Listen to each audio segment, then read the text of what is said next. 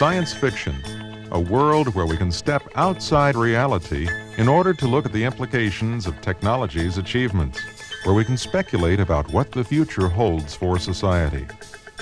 Science fiction first appeared at the dawn of the Industrial Revolution. As engineers designed and built machines to save people's labor, science fiction writers took an interest. Some were uncomfortable with the enormous potential of machines to affect society. What assurances were there that these machines would stay under our control and would not harm us or even replace us? And what better engineering innovation to use to raise these issues than robots, machines with minds of their own? As a result of the fears expressed in stories and films of the early 20th century, engineers did their design of robotics applications against a backdrop of suspicion. This segment from the comic book series Magnus, Robot Fighter, 4000 AD, published in the mid-60s, demonstrates the high level of mistrust of robot capabilities. That does it. Are you all right? Yes, but in another second, it would have been a different story.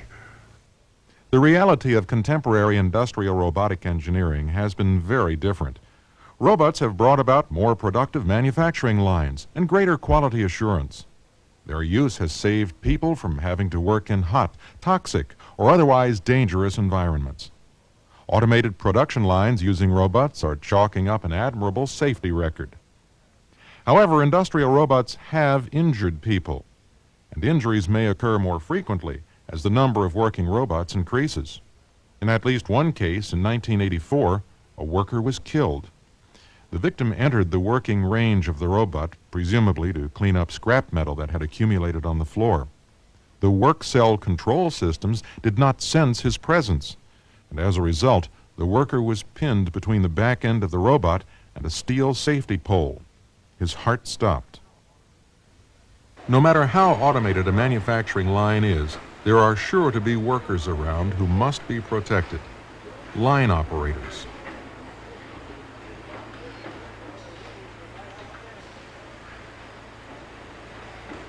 Maintenance workers, programmers, managers, and visitors. Robots have weak sensing capabilities, so they can't be relied upon to always react in a safe way when these workers approach. Safeguarding robots is more complex than safeguarding other types of machines. Their range of movement is much greater than other machines. Machine guards around belts, other moving parts, and points of operation are small in comparison to robotic work cells that often encompass several cubic yards on the plant floor. Robot guarding has to be flexible, too, to adapt to the variety of tasks a single robot may perform. Industrial robots are hardly on the attack, but they can be a hazard, and engineers are clearly the people who must take responsibility for ensuring the safety of the people who work with them. The next few minutes will highlight some of the ways to protect people in robotics environments at critical stages of the engineering job: research, design, and implementation. It is extremely important to know as much as possible about the robot before workstation design begins. You have to know the precise track of its movement and how those moves are programmed. Since safe design solutions often involve barriers, it is important to know the range of velocities, payload limits, and tooling options that are required for the job. The barriers must not only keep people out of the work cell, but also keep the machinery within. You must know the features for robot control that the robot manufacturer provides. Alterations to the input-output system are the primary means of designing a safe application. You probably know that robots have emergency stop buttons to provide total shutdown and interruption features to stop arm motion. Interruption circuitry in a robot should be supplemented by hardware stops that will stop the arm even at its full payload and speed. Almost all robots have these stops. They're usually set at the maximum range of the robot. Engineers should have these reset to the limits of movement for the task at hand. And don't ever substitute a steel pole on the shop floor for one of these stops. When workstation design starts, use what you have learned in the research phase. Omitting pinching points is a major consideration. All of the machinery that will be used on the line must be planned for and spaced to allow humans to safely pass. Use templates or models to do this if necessary, no matter what form they take. Obstacles of all kinds must generally be removed from the robot cell. Plan space for end effectors too. A change in tooling can significantly increase the size of the work cell. After determining size and spatial relationship of the equipment, design the isolation of the work cell. There are several different kinds of perimeter guards. Each has its strengths and weaknesses. Barriers that are easy to pass through or over are by themselves inadequate. Fencing is effective and inexpensive. It should be tall enough to discourage workers from climbing. Access gates should be interlocked with the robot controller to interrupt the robot's cycle if opened. Resetting should require a two-step process. One reset at the site of the interruption and one outside the barrier. A drawback to fencing is that it is difficult to move. Another is that it obstructs the vision of workers who may need to monitor the robot cell. Safety glass or other transparent barriers cost more than fencing, but they solve the vision obstruction problem. Light curtains are another form of useful barrier system. They are available in many sizes, and they can be selectively blanked to provide access to the cell for specific pieces of equipment or products, while still sensing and interrupting the robot cycle for humans. Unfortunately, other things in the environment besides workers may trip a light curtain circuit. Make sure that your operation is clean enough to use them. Pressure-sensitive mats are another effective barrier. Their drawbacks are the possibility of unintended interruption of the robot cycle and the amount of floor space they take up, since they have to be greater than a step wide. If at all possible, locate the operator control panel for the work cell outside the barrier. Both emergency stop and hold or interrupt controls should be on the panel. A second control should be on the panel that must be activated before automatic cycling can be restarted. Several other emergency stop buttons should be located in places of easy access around the work cell.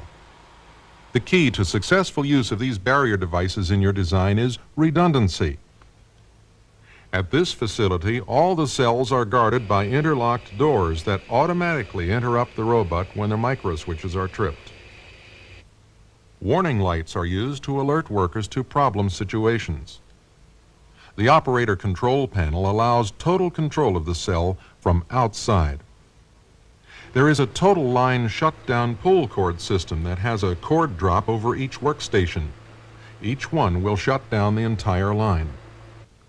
Although safe manufacturing systems can be engineered with today's technology, there will be increased pressure for more innovation. Unfortunately, the fencing that you set up provides you with a narrowing of your real estate on the factory floor. Likewise, it makes it a little bit difficult for somebody to go in and do teaching of a robot of a new task or preventative maintenance on a robot, because you have these hard stops. We have sensors that are capable of detecting the human's motion within that environment and tracking the human to be able to differentiate the human movements from the machine movements within its workspace. And what we did was integrated these 4 sensors into a system, a prototype safety system, in which we were able to detect human movement based upon, in the capacitive world, a change in the dielectric constant that's associated when a human moves in on the capacitive sensor versus the capacitive sensor moving in plain air. The infrared sensing based upon the change in temperature when a human moves into the environment. The ultrasonic would change the distance that objects appear from the robot end effector, if you will. And the microwave looked at any motion that was present in the environment that was not supposed to be there. And it's important to understand that the variety of applications that we have in different automated workspaces today mandate different sensory implementations as well. Ultimately, what you're trying to do is build the safety system to a same level of intelligence that the actual workplace requires. After you have designed your robotic work cells, you must install them and get them running. You will probably rely on other parts of your organization to help get the job done. Documentation of your design is important to the purchasing department and to the facilities people who actually put the system together.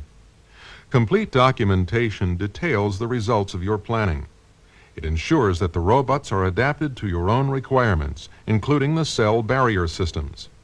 The robot manufacturer can look at your documentation as a check on the match of his product with your needs. Documentation also provides a way to record the inevitable changes in your design that will be made during installation and debugging. Remember to check those changes for their impact on the safety of the system. There are a number of systems safety techniques that can be used to analyze virtually any type of manufacturing system for hazards. They are useful in the design stages as well. During the installation, have the maximum work envelope of the robot marked on the floor as an added visual warning. Make sure the markings are made on the basis of the largest end effector that will be in use. Well-engineered production systems must have well-informed and motivated worker populations to be successful. Preparing the workforce to program, maintain, and operate a robotics production line takes just as much planning as the production line itself does. Training should occur as close as possible to the startup of operations. Everyone on the shop floor will need to learn the basics of robot operations and the emergency shutdown procedures. Startup, maintenance, and programming procedures will be learned by fewer employees, but they must be taught and tested before installation is complete. Refresher courses will be necessary for everyone. When maintenance of longer duration is performed, lockout and tagout procedures should be implemented to make sure that the robot or associated equipment is not re-energized before the maintenance activity is completed. The points of control should be locked out so that re-energizing the robotic system can only be done by the person who applied the lockout. A warning or tagout should also be posted at the point of control. It should provide information as to why and by whom the energy sources were isolated. To review, research before you begin design of robotic applications. You must know the capabilities and the control mechanisms of the robots in detail. Design your system to do the work without peril to workers. Use redundant barrier and control systems, the ones best suited for your operation. Install your production line with the same care you used during design. Fully document any changes in the design. Make sure that everyone is trained on all aspects of the new production line. 20 years have passed since robot fighter Magnus was created. Science fiction writers of the 80s still see potential dangers of robotics. But now, robots are often used to represent good in stories. Films, books, and toys present benevolent robotic characters. Clearly, there has been a shift in public perception of the dangers, brought about partly by good, safety-conscious engineering. The quality of today's engineering designs for industrial robotics applications will shape the views of the public, the workforce, and today's science fiction writers, and help determine whether scenes like these will ever be part of robot reality.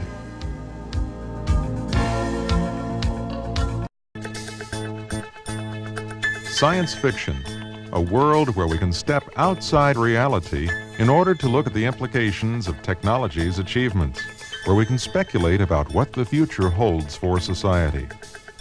Science fiction first appeared at the dawn of the industrial robotics applications against a backdrop of suspicion. This segment from the comic book series Magnus, Robot Fighter, 4000 AD, published in the mid-60s, demonstrates the high level of mistrust of robot capabilities. That does it. Are you all right? Yes. Not harm us or even replace us. And what better engineering innovation to use to raise these issues than robots, machines with minds of their own? As a result of the fears expressed in stories and films of the early 20th century, engineers did their design of... But in another second, it would have been a different story. The reality of contemporary industrial robotic engineering has been very different. Robots have brought about more productive manufacturing lines and greater quality assurance. Their use has saved people from having to evolution. As engineers designed and built machines to save people's labor, science fiction writers took an interest. Some were uncomfortable with the enormous potential of machines to affect society. What assurances were there that these machines would stay under our control and would not